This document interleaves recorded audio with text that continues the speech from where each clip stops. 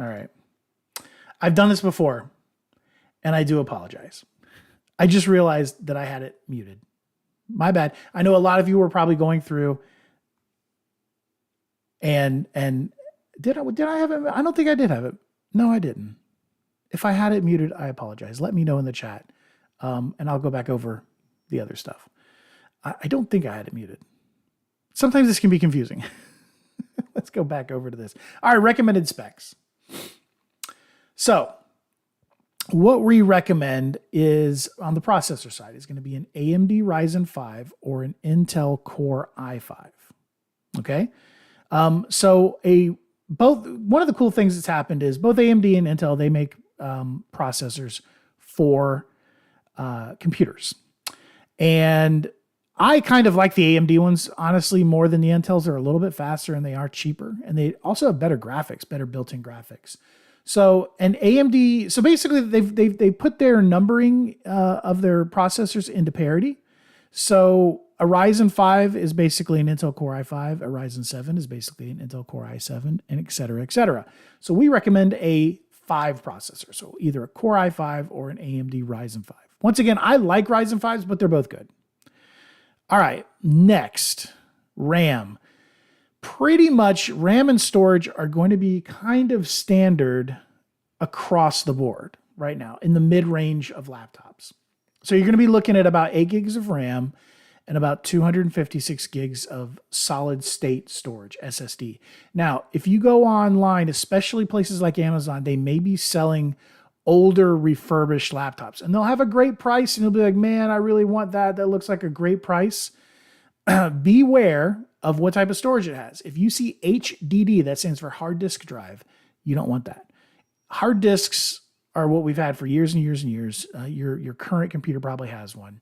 They're slow, they're mechanical, they're less reliable. Solid state means that there's no moving parts. So it's all chip-based memory. Okay? They're wicked fast. And I mean like the difference between it taking 30 seconds to boot up into Windows and have it be used. Well, I would say more like 2 to 3 minutes sometimes. With an SSD, you could be 20 or 30 seconds. So there's a huge difference there. So make sure whatever it is, it says SSD for solid state drive. 256 is going to be what you're going to find often. The more you can get, the better. So if you find one that's 512 or 1 terabyte, go for it. Keyboard. We are basically all keyboard warriors. You know, we type for a living. I mean, at the end of the day, that's what we do. So if you're going to be using a laptop keyboard, or if you're going to be using the keyboard that comes with the desktop that you're looking at, and by the way, these specs, they are both going to be, they're going to be the same for both desktops and laptops. Okay. So if you try out the keyboard, first of all, go someplace. Don't buy online without trying it out. You want to go find the keyboard, type on it. Remember, you're going to make a lot of mistakes because of muscle memory. You're not going to be used to it. That'll go away after about a week. But do make sure that you test out the keyboard, make sure it doesn't bow, it doesn't shift around, and that the keys have good travel, meaning, when you press them up and press the keys, there's a lot of up and down travel for them, okay? But the other big thing is, I have it on here, 10 key. The 10 key is the number pad on the right-hand side. Make sure that your keyboard does have that. That's going to mean that you're going to be looking at a laptop. If you're looking at a laptop, you're going to be looking at one that is at least 15.6 inches or bigger as far as the screen size. Make sure it has that 10 key. You need to have that 10 key. It's kind of mandatory for what we do. And finally, connections, USB-C and USB 3.1. So if pretty much everything out now, I made these specs maybe a year ago. Pretty much everything now is going to be USB 3.1. That's high-speed USB, the current generation of USB. And you'll want to make sure that it at least has one USB-C port on it as well. It's going to give you your external expandability for laptops, and it gives you greater flexibility on the desktop. Also, a big thing I would probably recommend is make sure it has a card reader. Make sure it has a memory card reader. Make sure it uses full-size SD cards, so that when you come in from the field, if you have a nice camera, you can take the memory card out of the camera and just place it into the computer, whether it's a desktop or a laptop. Okay, so let's take a look at what's currently available right now. Now, remember, we're getting ready to go into back to school seasons. There's a lot of sales that are going to start happening, and they're not quite yet there. They're probably another 2 or 3 weeks away from the big sales. I will say this, though. If your city, and most larger cities have one at least somewhere close by, if you have a Best Buy outlet in your city, go check that out first. They're going to be open boxes with, minor cosmetic damage, but you can save some serious money by going with an open box. Now, some small Best Buys may also have open boxes available, but in larger cities, they'll generally be an outlet store somewhere. It's going to be worth the drive over there to see, what they have. All right.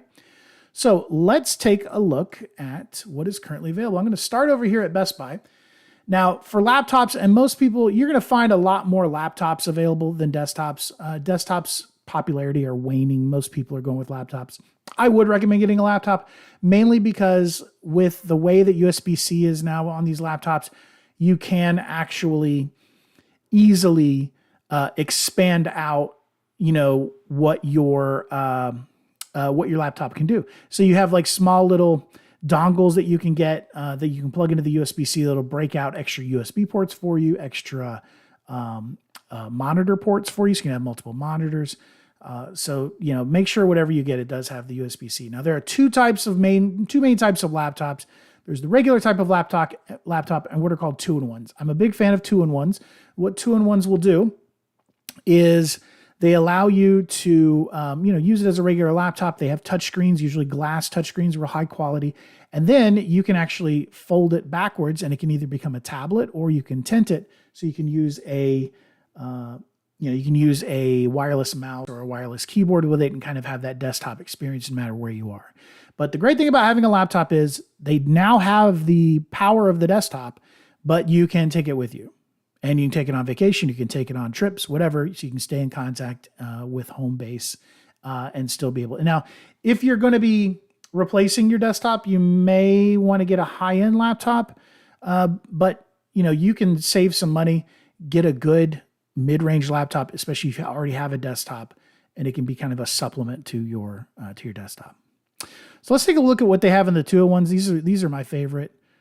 So we'll select 2-in-1s here. These are all going to have touchscreens, and you will be able to fold them around, and they basically become tablets as well, and they'll have on-screen keyboards and everything. 2-in-1, you're going to be a 2-in-1 that is larger, so a 15.6, which I wouldn't recommend going below that. A 14-inch is very portable, but you are going to lose battery life going to a 14-inch, and you're definitely going to lose that 10 key.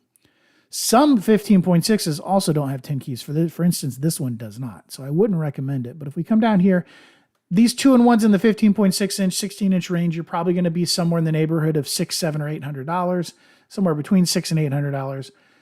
We'll take a look at this one here. This is a very high-end one, so this would be a desktop replacement. You're looking at a 16-inch screen. This is a Lenovo, by the way. If you've never heard of Lenovo, they're based in North Carolina. It's a Chinese company, but their computer operations are based in North Carolina, in Raleigh, and they bought IBM's computer division back in 2005. So these are basically IBM computers. So this one's going to be a Lenovo Yoga, very high quality computers. This is a Ryzen 7. So remember the specs that I mentioned were Ryzen 5. This one's going to be a Ryzen 7, and 8 gigs of RAM is what I recommended. This one's at 16 gigs of RAM and a half terabyte, 512 gigabytes of solid state storage. This is a spectacular laptop. You're looking at $749, and it does have a 10 key. Dell is, I would put Dell as the top three manufacturers are going to be Lenovo, HP, and Dell, and I would put them in that order. Lenovo being the highest quality, Dell, HP being second. Dell, I got to tell you, Dell I would put down in third. They've been kind of making more cheapish laptops recently. I haven't been hugely impressed with them. They're okay. I mean, they're still, a major player, but this one's going to be an Inspiron. This is a business level laptop. Actually, this would be more of a home level laptop. The Inspiron is aimed more kind of at home and home office, but you are at a Intel Core i7. This is the Evo platform. It's going to have improved graphics. Still not going to be as good, I think, as the Ryzen 7 on the graphics, but still quite capable. 16 gigs of memory. This one does have 1 terabyte of storage, but you are at $999. Now, I would expect that to come down. These Dells usually go on sale for back to school, so look for that price to come down. If you need to buy something right now, Best Buy and Office Depot and Office Max will usually price match themselves within about 30 days. Go ahead and ask them what their price match guarantee is. So if this does go down in the next few weeks, you'll be able to get a price match on it. Let's see. This one's going to be we're still over 1,000. Let's come down here into mid-range territory. This one does not have a 10 key, so we're going to skip it. 15.6 does have a 10 key. This is a Lenovo Flex 3. I have the Flex 5, so this is very similar. So we're 15.6 inch. We are at, now here's what you need to look out for. Pentium Silver, do not get this. This is a low-end processor. You're only 64 gigs of storage, and it's eMMC. What that means is that's not solid-state drive territory. eMMC is a type of solid-state memory, but it is like flash memory like you would have in a flash drive. So essentially, the storage this thing is running off of is much, much, much slower flash drive type memory. So yeah, $250 looks great, but you're getting a $250 laptop. Surfaces, a lot of people ask me about these Microsoft Surfaces in the past. We had recommended them, especially if you were doing field work. They're great, but the only problem with the Microsoft Surface is that they're really well made, but they're expensive for the specs that you get. So we're at $600. You're only getting an Intel Core i3. You're getting 128 gigs of storage and 8 gigs of RAM.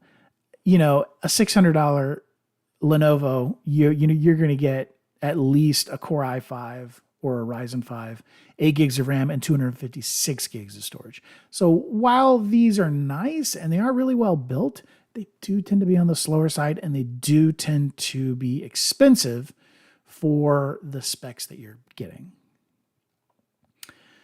Let's see. This one's a 15.6. This one's from Samsung. Samsungs are okay. Samsung makes great appliances, or excuse me, they make great computers and electronics. Appliances, not so much, but they do make great computers. This one does have an OLED screen. It is a touch screen. It is a 2-in-1, so it will flip back on you. And it is a Core i7, 16 gigs of RAM, half terabyte of storage. It is $1,200 though, or $1,100. So, not the best price. Now this one, this is actually a really good one right here. This I would highly recommend, especially if you're trying to save some money. So it's a Yoga, it's a 2-in-1 touchscreen, Ryzen 5, 8 gigs of RAM, 512 gigs of storage, $550. And then look for that to come down during back to school.